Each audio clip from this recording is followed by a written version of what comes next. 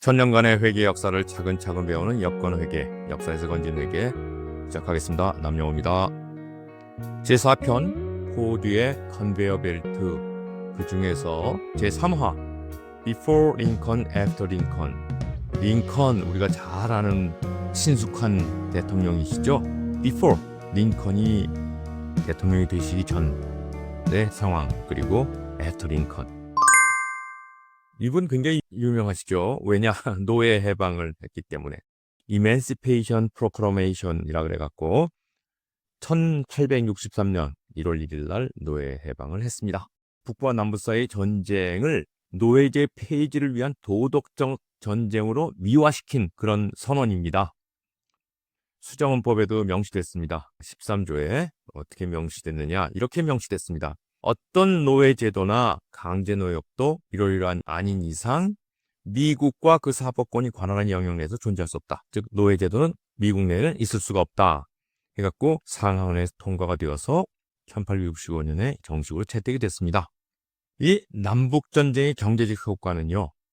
해밀토니안의 승리입니다. 즉 산업자본가의 시대로 시작됩니다. 공장이 위주로 되는 미국이 탄생하는 겁니다. 그래서 제조업체가 1859년 전쟁 시작하기 바로 전이죠.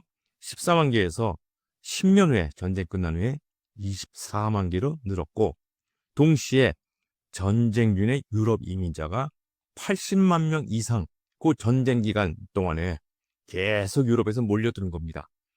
이런 상황에서 사회적으로는 또 어떻게 됐냐. 그 전까지는 주정부의 입김이 워낙 세갖고 연방이라는 거 아주 코웃음 쳤어요. 그런데 이 남북전쟁 이후에는 미합중국이란 개념이 팍 박혀갖고 그전에는 복수로 썼던 이 United States of America 다음에 이제 R 뭐 이렇게 되는 거죠. 근데 단수로 is 이렇게 시작했답니다.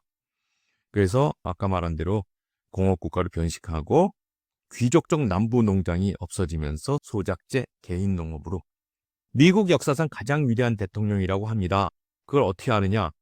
신문이 그렇게 얘기했어요. 2014년 워싱턴 포스트가 전문가한테 물어봐갖고 누가 가장 위대하냐 했더니 1위가 에브라함 링컨이었습니다. 와, 두 번째가 누구예요? 조지 워싱턴. 이분도 대단하신 분이에요. 독립전쟁을 이끌었고 두 번 대통령이 연임된 다음에 또 뽑힐 수 있는데 본인이 사양하면서 두 번이면 족하다 이러면서 내려가신 분입니다. 그리고 3위는 여단편에 배울 5편에 배울 대공황 이슈를 해결한 프랭클린 루즈벨트입니다. 그런데 2005년에 한 월스트리트 저널에서도요. 1위가 조지 워싱턴이고 2위가 에이브럼 링컨이었습니다. 3위도 또 프랭클린 루즈벨트. 3명 순위는 변함이 없죠. 그러면은 왜 미국 최고의 대통령인가? 노예 해방? 아니올시다. 이건 제가 만든 단어인데요. 미국 사회 경제적 발전 기반을 만드는 대통령입니다. 제가 감히 말씀드릴 수 있는 이유가 뭐냐? 링컨이 서명한 법안들이 꽤 많습니다만 그 중에서 굉장히 중요한 법안들을 나열한다면 이런 법안이 있습니다. 첫 번째, 태평양 철도법과 국립은행법, 산업발전에 아주 기대한 영향을 미쳤고요. 그 다음에 이제 홈스테드법, 잘 모르시는 법이 많을 거예요. 홈스테드. 많은 사람이 서부조 이주를 했습니다. 모릴토지법, 이거는 전혀 모르실 겁니다. 아마 미국의 주립대학이 시작된 근거가 되는 법이 모릴토지법입니다. 하나하나 보겠습니다. 그 전에 링컨의 유머 한번 볼까요? 링컨은 유머를 굉장히 잘 사용했답니다. 그런 이유로 1860년 대통령 선거전에서 아주 유명한 유머가 나타났습니다. 더글라스란 반대 대통령 후보가 링컨은 말만 번지르 하고 두 얼굴을 가진 이중인격자입니다. 라고 쏴붙였어요. 그랬더니 링컨이 뭐라 그랬어요? 여러분 잘 생각해 보시기 바랍니다. 만약 제가 두 얼굴을 가진 사나이라면 오늘같이 중요한 날 왜 제가 이렇게 못생긴 얼굴을 가지고 나왔겠습니까? 우리말은 긴데요. 영어는 아주 짧으면서 재밌어요. If I had another face, do you think I would wear this one? 와, 이 한마디로 그냥 끝내버렸죠. 이렇게 생기신 분입니다. 1m 90이 넘은 장신이고요. 힘이 장사해서 레슬링 선수까지 했답니다. 이분이 사인한 법 중에서 세 가지 법을 제가 오늘 공부하고자 합니다. 첫 번째 홈스테드, 두 번째 모릴 토지, 세 번째 태평양 철도법. 이 세 가지를 한번 공부해 봅시다. 홈스테드 액트 1862년에 생긴 법인데요. 이 법 참 웃긴 법이에요. 무슨 법이냐? 서부에 빈 땅이 많으니 빨리 가서 깃발 꽂아라. 얼마나 큰 깃발? 800m, 800m 깃발 꽂아라. 그러면은 미 연방정부가 너한테 공공토지를 저렴하게 제공하겠다. 그리고 5년 동안 거기 살면은 네 거다. 그 당시 홍보 전단인데요. 여기 뭐라고 있어요? Millions of acres, 수만 평의 토지가 너를 기다리고 있다. 아이오와 and 네브라스카, 대평원 지역이죠. 거기에 빨리 가라. 그럼 네 거다. 그러니까 사람들이 막 달려갔죠. 진짜 달려갔습니다. 이민 올 때도 이걸 목표로 온 사람들이 많았습니다. 서부 개척이 가속화되고 한 40년 동안 160만 가구가 생긴 겁니다. 그러다 보니까 자영농이 증가한 겁니다. 그리고 비극적으로 아메리카 원주민들이 밀려납니다. 두 번째, 모릴 토지법. 69개의 대학이 그때 생겼어요. 근데 뭐냐? 이 법에서 자금을 지원했습니다. 주립대학 체제가 형성됐는데 이렇게 자금을 지원했습니다. 연방정부는 토지를 주하게 주고요. 주는 이 토지를 매각해서 대학을 설립했습니다. 이 대학을 뭐라 그러냐? 랜드 그랜트 대학이라 그럽니다. 어떤 대학들이 그런 거냐 한번 볼까요? 유니버시티 오브 위스콘신의 메디슨 대학이 1848년에 생겼지만 토지 경영은 1866년입니다. 설립은 됐지만 조그만 대학이었다가 이렇게 확 늘어났죠. 미시간 스테이트, 제가 나온 대학입니다. 펜 스테이트, 코넬은 사립대학인데 주립대학 아닙니다. 그런데도 이 혜택을 받았습니다. 유니버시티 오브 일리노이 앳 허바나 샴페인, 퍼듀, 유니버시티 오브 캘리포니아 버클리, 텍사스 A&M. 좋은 주립대학이죠. 그래서 미국 대학을 우리가 한번 공부해보면 기본적으로 주립대학이 상위에 포진하고 있습니다. 다 이렇게 대형 대학인데요. 어떻게 이름을 들으면 아느냐? 유니버시티 오브 한 다음에 주 이름이 나오면 됩니다. 유니버시티 오브 위스콘신 이런 식으로요. 그 다음에 다른 거는요. 주 이름 플러스 스테이트 유니버시티, 오하이오 스테이트 유니버시티 또는 미시간 스테이트 유니버시티, 이게 다 주립대학입니다. 그런데 이 대학이 좋으냐?